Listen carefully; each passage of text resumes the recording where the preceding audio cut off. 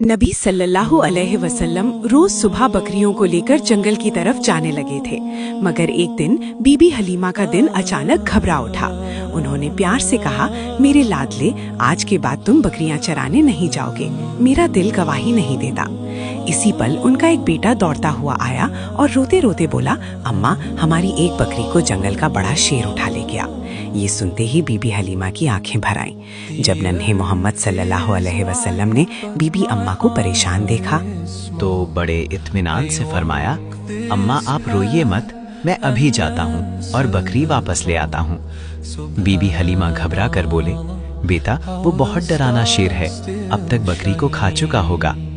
लेकिन हजूर सल्लल्लाहु अलैहि वसल्लम ने पूरे यकीन के साथ कहा, जब मोहम्मद उससे मांगेगा तो वो इनकार नहीं करेगा।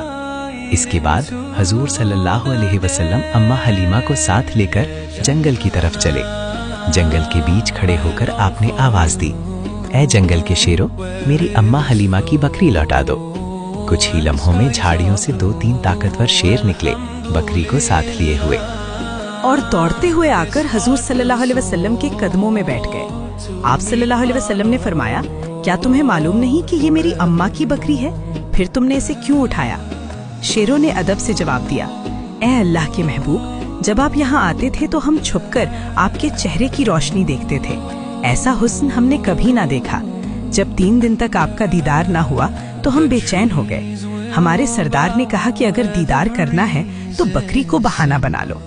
नबी सल्लल्लाहु अलैहि वसल्लम ने शेरों को प्यार भरी निगाह से देखा, बकरी ली और अम्मा के साथ घर लौट आए। जब ये वाकया लोगों तक पहुंचा तो हर तरफ हैरत फैल गई। लोग कहने लगे, हलीमा का 3 साल का बेटा शहद से बकरी वापस ले आया। सब समझ गए कि ये कोई मामूली बच्चा नहीं है। इस तरह बचपन से ही नबी सल्लल्लाहु अलैहि वसल्लम की शान और पहचान बढ़ती चली गई। इसी दौरान एक दिन रेगिस्तान की हवा कुछ बदली बदली सी थी। बीबी हलीमा की झोपड़ी के पास बच्चे खेल रहे थे और नन्हे मोहम्मद सल्लल्लाहु अलैहि वसल्लम भी उनके साथ मासूमियत से खेल रहे थे। अचानक खेलते खेलते आपका चेहरा सफेद पड़ गया और आप जमीन पर गिर पड़े।